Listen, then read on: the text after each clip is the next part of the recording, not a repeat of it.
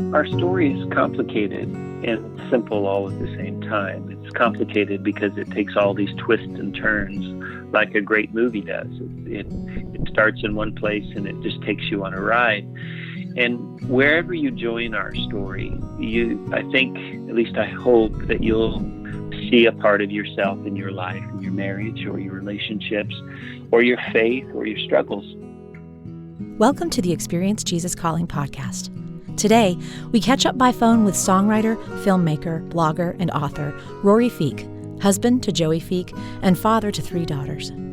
Joey and Rory are a Grammy-nominated country music duo whose music weaves beautiful stories that are important to them. Life drastically changed for the couple when Joey was diagnosed with cancer, but they continue to pour into each other, their family, and the world by sharing their joys and struggles during this time.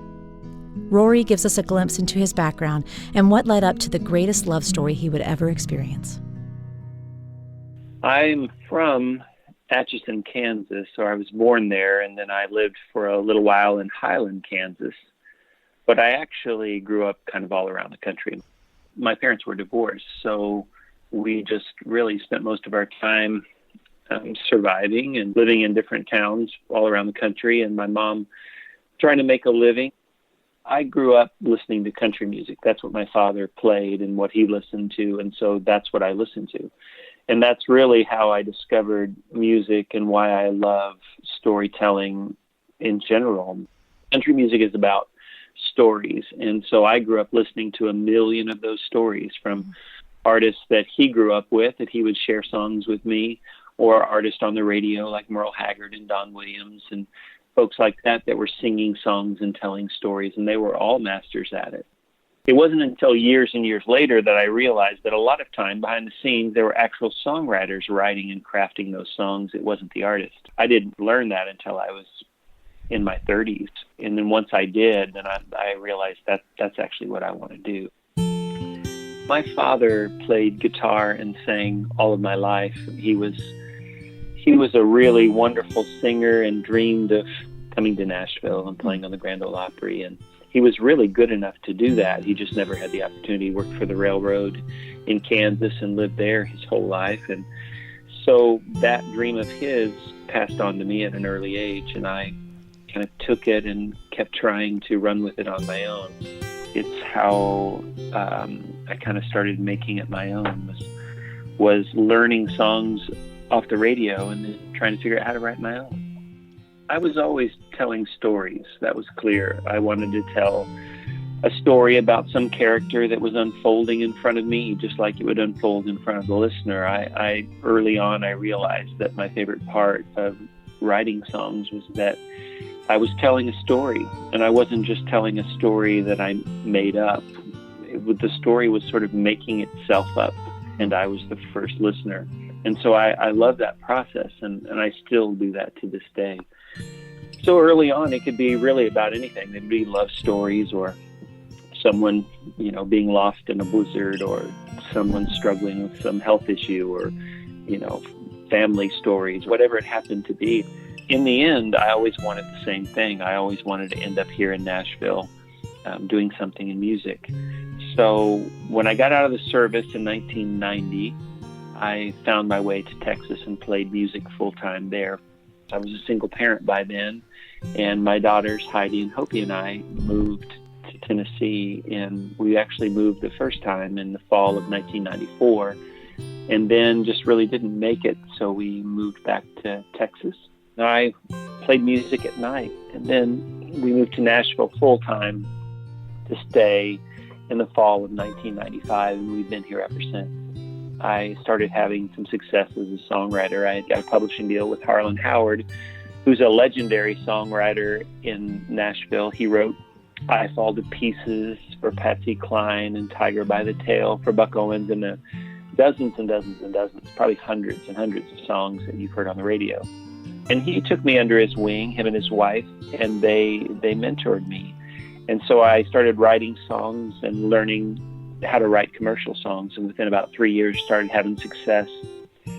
And that's when I bought this old farmhouse that I'm in right now, about an hour south of Nashville. My daughters and I moved in here, and about 2.5 years later is when I met Joey. I was playing a writer's night at the Bluebird Cafe in Nashville, a real famous place where songwriters perform. And she was in the audience, and she saw me perform. I didn't actually get to meet or talk to her that night, but she's told the story many times that she was in the audience and watched me and listened to me and the others perform. And something inside her just told her that I was the one. But somewhere in the show, I introduced my daughters, Heidi and Hopi, who were there. And so Joey just immediately thought, wow, darn, all the good ones are gone. And so I didn't hear from her, and she didn't show up in my life for 2 years. And then through another series of events, she came to another songwriter's night. She had since heard that I wasn't married, that I had been a single father for 12 years. And so when she heard that, she showed up to see if those feelings that she had were still there, and it turns out they were. And so that's where we met. And it wasn't long after that we started dating, and we dated really just for 2 months, got engaged, and got married 2 months later. That was in 2002. The great love story of Joey and Rory began at that songwriter's night and continues today, even through Joey's cancer diagnosis, treatment, and her ultimate goodbye in March of 2016. On his blog, Rory described a typical morning as he and Joey faced her final days. He would awake each morning, check on his wife, and then, quote, sit at the table with a daily devotional called Jesus Calling and the Bible. I listened to our little one playing and talking to herself in her crib as I listened to what God has to say through the words on the page and silently talked to him, unquote. Once again, here's Rory.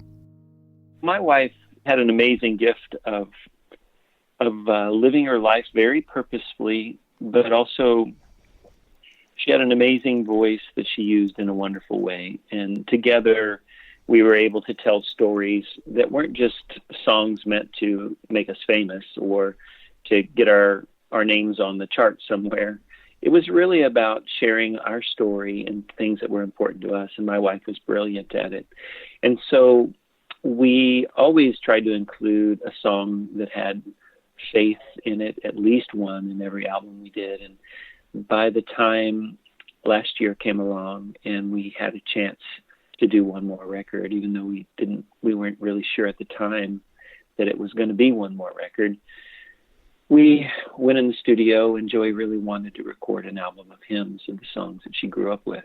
It meant so much to her as a child, and ultimately she thought would mean a lot to our children.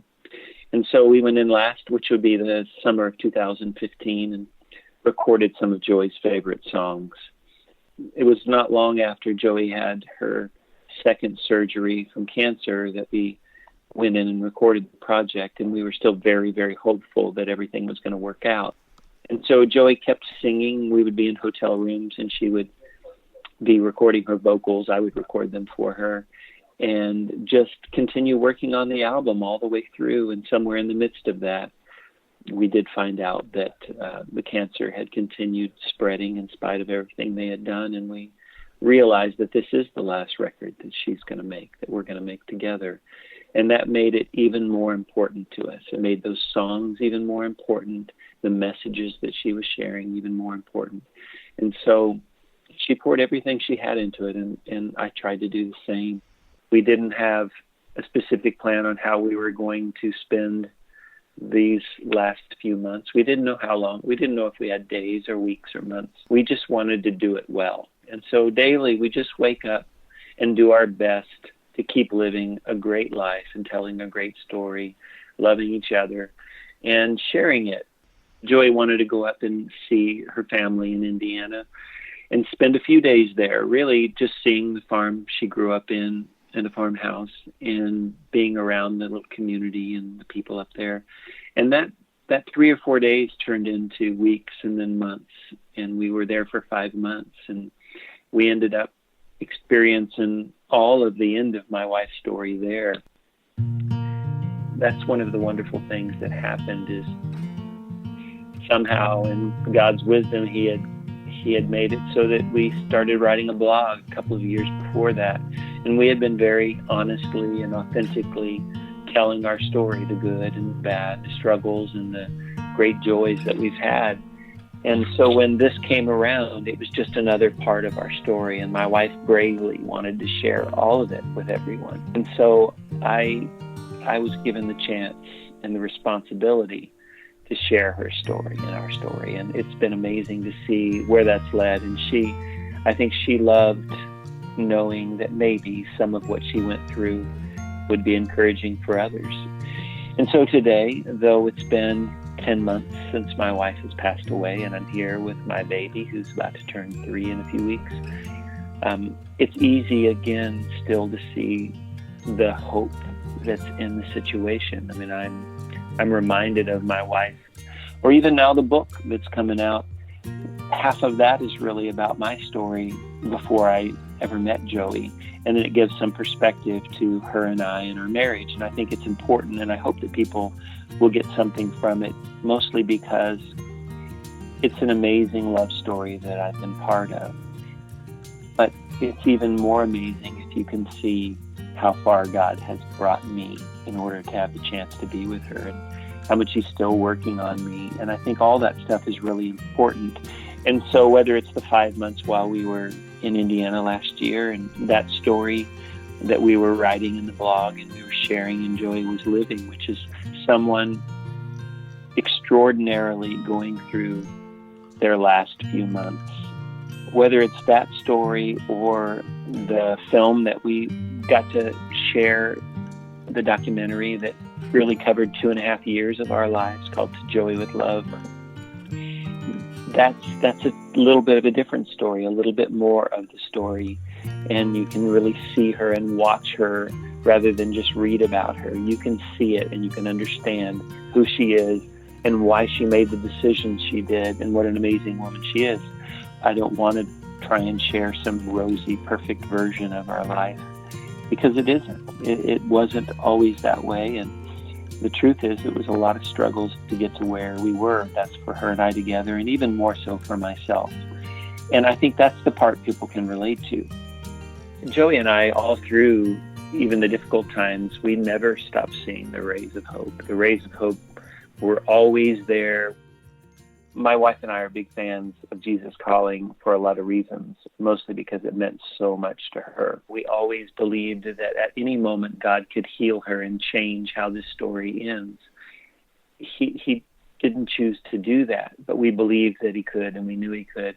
And so that always kept us hopeful, and we were hopeful that tomorrow would be good. Whatever that meant, it would be good. Even when things weren't okay, we knew they would be okay.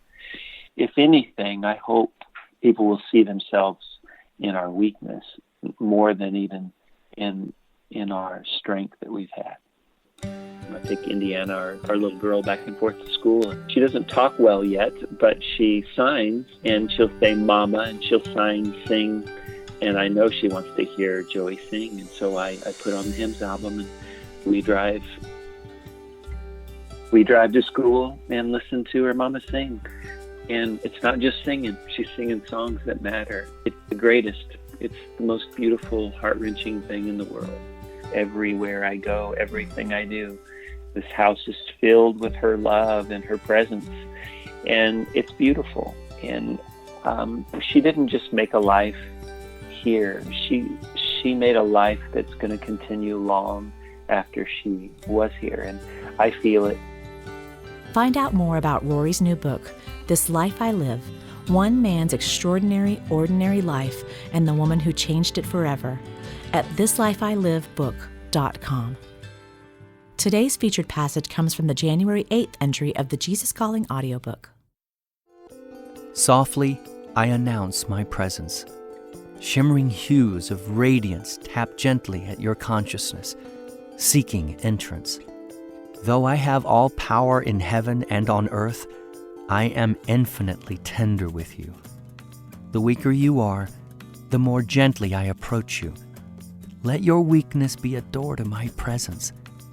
Whenever you feel inadequate, remember that I am your ever-present help. Hope in me, and you will be protected from depression and self-pity. Hope is like a golden cord connecting you to heaven. The more you cling to this cord, the more I bear the weight of your burdens. Thus, you are lightened. Heaviness is not of my kingdom. Cling to hope, and my rays of light will reach you through the darkness. Hear more great stories about the impact Jesus Calling is having all over the world. Be sure to subscribe to the Jesus Calling podcast on iTunes. We value your reviews and comments so we can reach even more people with the message of Jesus Calling. And if you have your own story to share, we'd love to hear from you. Visit JesusCalling.com to share your story today.